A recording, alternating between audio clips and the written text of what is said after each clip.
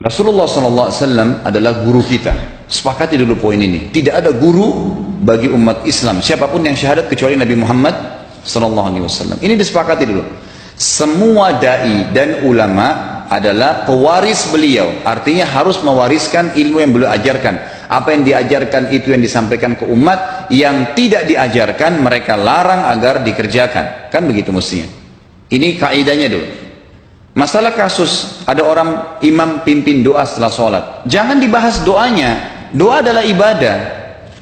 Tapi begini, sebelum anda kerjakan satu ibadah, tanya, saya mau ziarah kubur. Jangan ziarah kubur sebelum anda tanya bagaimana Rasulullah SAW ziarah kubur, agar jangan anda buat-buat ziarah kubur itu. Adanya orang taruh kembang di kuburan, siram air, buat batu nisan, pasang lampu, baca zikir-zikir di sana karena dia mau ziarah kubur semaunya sendiri. Tidak bisa. Anda muslim, punya kiai, punya Rasulullah SAW, suri tauladan kita, uswatun hasanah. Tanya Rasulullah ziarah kubur bagaimana. Rasulullah SAW dalam hadis Bukhari menziarahi kubur Baqi, datang, memberikan salam, mendoakan mereka, pulang. Nggak ada lagi yang lain. Nggak pernah Nabi SAW bawa kembang, siram kuburan karena sudah kering, padahal Madinah panas 50 derajat, pecah-pecah tanahnya. Ada istilah di Indonesia, kalau tanahnya pecah, kesian lagi diazab di bawah, kasih air, kasih kembang biar wangi, biar ditaruh kembang yang paling mahal. Kalau memang dia ahli maksiat tetap disiksa di bawah, gitu kan. Jadi nggak bisa itu patokannya. Mau sholat, jangan pernah sholat dulu, tanya Rasulullah sholat bagaimana, belajar 5 menit bisa. Oh rukunya begini, sujudnya begini, sama, baru Allah terima. Tujuan Nabi SAW diutus untuk apa? Untuk dicontohi, diciplak hidupnya, cara makannya, cara tidurnya, berpakaian, bahkan cara jalannya saja. Para sahabat contohnya, Nabi jalan begini. Bukankah ada hadis yang mengatakan, sahabat berkata Rasulullah SAW kalau jalan seperti orang turun dari bukit. Mereka sampai membahasakan itu. Rasulullah pernah keluar kepada kami, menyisir rambutnya dengan rapi ke arah sebelah kanan belakang. Ditunjukkan, gitu kan? Rasulullah SAW menyukai ini. Rasulullah SAW memakan dengan cara begini. Diajarkan kepada kita semua agar kita contohin. Yang jadi masalah bagi kita ini, kita selalu mau buat apa-apa yang tidak diperintahkan oleh Nabi SAW. Selalu alasannya baik. Sekarang kasus berdoa setelah sholat. Doa adalah ibadah, nggak ada masalah doa. Tapi kalau kita mau ikat antara sebuah ibadah dengan ibadah yang lain, tanya dulu, Rasulullah pernah ikat nggak? Pernah pertemukan nggak? Ziarah kubur dengan baca Quran. Ziarah kubur ibadah, baca Quran ibadah. Pernah nggak Nabi baca Quran di kuburan? Itu tanya. Nggak ada riwayat Nabi SAW pernah baca Al-Fatihah untuk orang mati atau baca di ayat Al-Quran. Datangkan dalilnya coba. Nggak ada satu hadis pun menjelaskan masalah itu. Lalu kenapa anda buat? Oh karena saya mau buat ibadah. Baik, ibadah yang Nabi ajarin. Salam, doain, selesai. Jangan lebih daripada itu. Masa anda lebih pintar dari Nabi Muhammad SAW?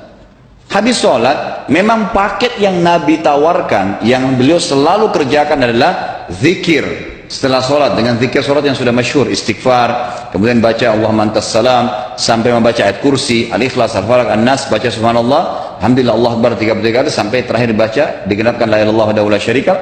Selesai itu semua hadis Nabi SAW menjelaskan setelah sholat, Rasulullah SAW langsung berdiri. Memang beliau tidak pernah berdoa habis sholat waktu itu. Memang begitu. Bukan doanya yang jadi masalah, bukan. Karena Rasulullah tidak kerjakan, jadi kita tidak kerjakan. Saya tekankan dalam pengajian saya, kalau anda punya hajat berdoa, berdoalah setelah sholat ba'diyah. Insya Allah aman. Karena sudah lepas dari paket yang Nabi tentukan. Selama Rasulullah SAW sudah mencontohkan dan memerintahkan sebuah perbuatan, ditentukan tempatnya, jumlahnya, waktunya, jangan pernah dilanggar. Habis sholat bacalah subhanallah 33, alhamdulillah 33, Allah akbar 33. Jangan anda bilang saya bisa baca 100. Loh, Rasulullah suruh 33 kok. Ditentukan, jangan lebih pintar. Nanti setelah sholat, jangan ikutkan dengan paket rangkaian sholat ini. Di luar waktu sholat anda membaca 100, silahkan. Karena nggak ada penekanan di situ. Kalau ada penekanan waktu, tempat, dan jumlah, jangan dibantah. Anda pengikut Rasulullah atau bukan, gitu kan? Harus jadi jelas. Yang membuat umat ini di Indonesia juga jadi masalah sekarang, karena mau buat sendiri. Semaunya sendiri. Kenapa akhi, kenapa Pak Kiai, kenapa Habib, kenapa Ustadz, kenapa buat ini? Bukankah Rasulullah tidak mencontohkan? Oh nggak apa-apa, ini kan baik. Loh, kalau semua orang berkata seperti anda, apa yang tertinggal dari agama kita? Kira-kira apa lagi yang tertinggal? Nggak ada kemurnian agama, karena semua orang mau buat semaunya. Gitu kan? Semaunya sendiri. Pindah rumah, baca berzanji. Apa itu berarti sejarah Nabi? Kenapa baca berzanji, saudaraku? Rasulullah waktu pindah rumah pernah baca-baca gitu nggak? Nggak pernah. Kenapa dibuat? Anda muslim bukan? Muslim. Ya saya harus ikuti. Kalau tidak akan terus ini Mengakar nih, Anda buat satu bid'ah sekarang, bid'ah itu lawannya sunnah. Anak Anda akan buat 10 bid'ah, cucunya akan buat 100 bid'ah, akan banyak bid'ah merakar di masyarakat, dan agama akan ditinggalkan. Kemurnian sunnah akan hilang, gitu kan? Ini bahaya. Ingat, Nabi SAW mengatakan kepada kita dengan hadis yang sangat jelas. Hadis sahih riwayat Imam Ahmad bunyinya begini: semoga Allah merahmati umatku yang menukil dariku seperti apa yang aku ajarkan atau sebutkan. Sampai ulama hadis mengatakan Nabi ucapin habis sholat astagfirullah, maka sahabat tidak ada berani menambah azim. Nggak ada sahabat yang bilang astagfirullah azim habis sholat, nggak ada. Astagfirullah saja karena Nabi ucapin itu. Mereka mengakui tidak lebih pintar daripada Nabi SAW. Kenapa kita harus tambah astagfirullahaladzim wali walidayya wali muslimin, panjang? Dari mana ini semua? Ditambah-tambah, diembel-embelin, kenapa? Akhirnya keluar dari ajaran Nabi Muhammad SAW. Ini masalah gitu kan? Kenapa harus dilakukan? Peringatan maulid Nabi sudah sering saya ingatkan. Anda tanya semua yang buat maulid, kapan maulid itu sejarahnya ada? Semua buku sejarah menjelaskan tahun 230 Hijriah. Nabi meninggal tahun berapa? 11 Hijriah.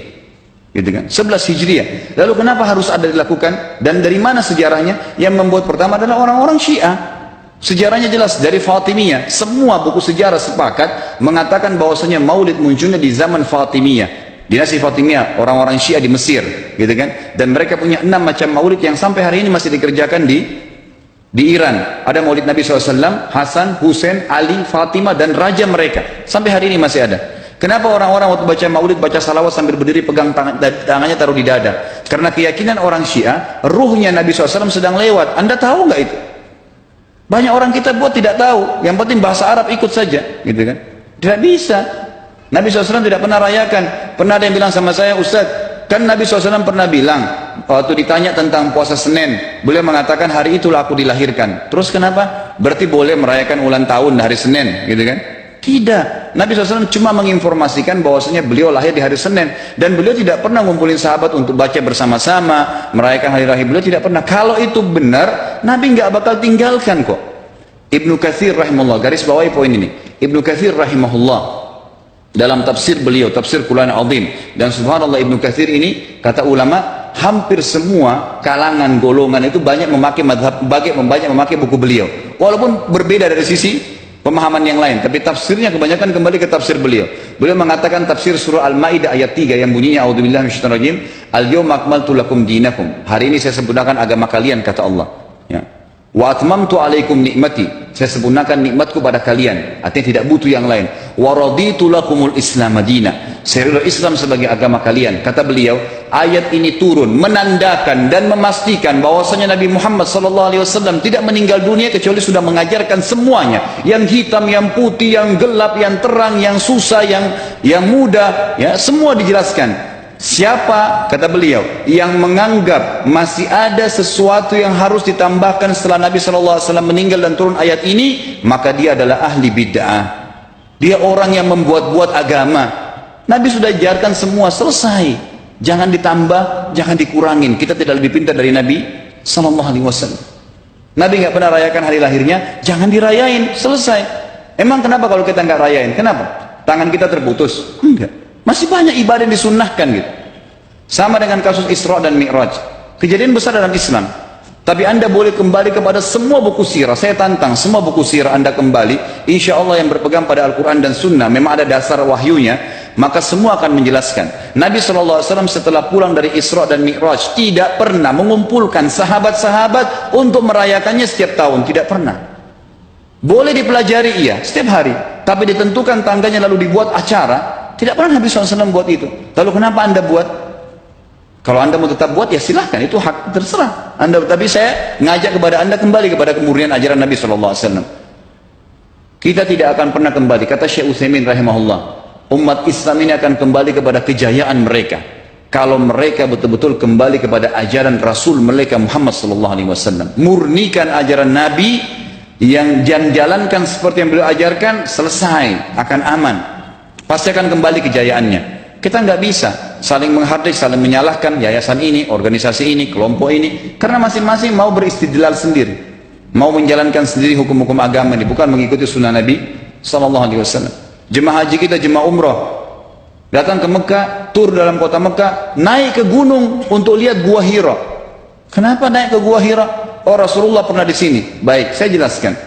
Nabi Muhammad SAW ke Gua Hira sebelum turunnya wahyu.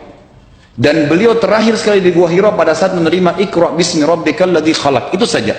Setelah kejadian itu, beliau turun dari Gua Hira. Dari waktu itu sampai meninggal, Nabi SAW tidak pernah ke Gua Hira lagi dan tidak pernah suruh sahabatnya ke Gua Hira. Kenapa anda ke Gua Hira? Sampai naik 3 jam ada yang jatuh mati. Karena jahil, tidak tahu pemahaman agamanya. Nggak bisa begitu. Cukup dikenang iya. Kecuali Nabi SAW suruh, datangilah Gua Hira. Ya silahkan. Gitu kan? Kalau enggak, kan begitu. Masalah Isra Mi'raj, saudaraku, kejadian besar. Ambil ibrohnya, yang penting ilmunya. Oh, salat 5 waktu, kejadiannya pernah gini. Ada kebesaran Allah, ambil pelajarannya iya. Yang Nabi tidak contohin, maka jangan dikerjakan. Hanya itu saja. Zikir bersama, di sini ditanyakan juga zikir bersama. Nabi SAW disebutkan dalam hadis Bukhari, kalau berzikir habis sholat, beliau membaca zikir tertentu, sahabat baca zikir tertentu, sahabat baca zikir tertentu. Jadi Nabi SAW tidak pernah paksain. Enggak pernah Nabi misalnya baca ayat kursi, harus semua sahabatnya ikut ayat kursi, enggak. Nabi SAW baca ayat kursi, si fulan baca al-ikhlas, si fulan baca subhanallah, masing-masing. Dan ingat, Allah SWT mengatakan apa? Tentang masalah zikir dan doa ini. Ya. Dikatakan, ya, kita harus berdoa kepada Allah, ya, wadunal jahri minal qawli bil budui wal asal, wala takum minal ghafilin. Berdoalah kalian, berzikirlah kalian dengan doa kalian, dunal jahr minal qaul, tidak dengan teriak-teriak. Allah berfirman dunal jahr, tidak teriak-teriak, ya. Dan janganlah kalian menjadi orang-orang yang lalai. Makanya pernah ada sahabat, waktu Nabi SAW berkata begini, dalam hadis Bukhari juga, waktu pulang dari salah satu perjalanan, kalau kalian sedang menukik, kuda unta lagi menukik, bertakbirlah, bilang Allahu Akbar. Kalau kalian sedang turun, menuruni sebuah lembah, bertasbihlah, bilang subhanallah. Ada satu sahabat badui, orang dari padang pasir, semangat dia jalankan sunnah Nabi. Waktu kudanya lagi naik, Allahu Akbar, dengan suara keras dia teriak. Jalankan sunnah kan? Tapi teriak ya. Apa yang terjadi? Nabi SAW panggil, ditepuk pundaknya, Nabi mengatakan, pelankan suaramu. Zat yang sedang kau panggil tidak tuli. Allahu Akbar, cukup. Ada apa?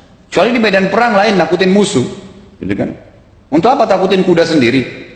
Nggak perlu, gitu kan?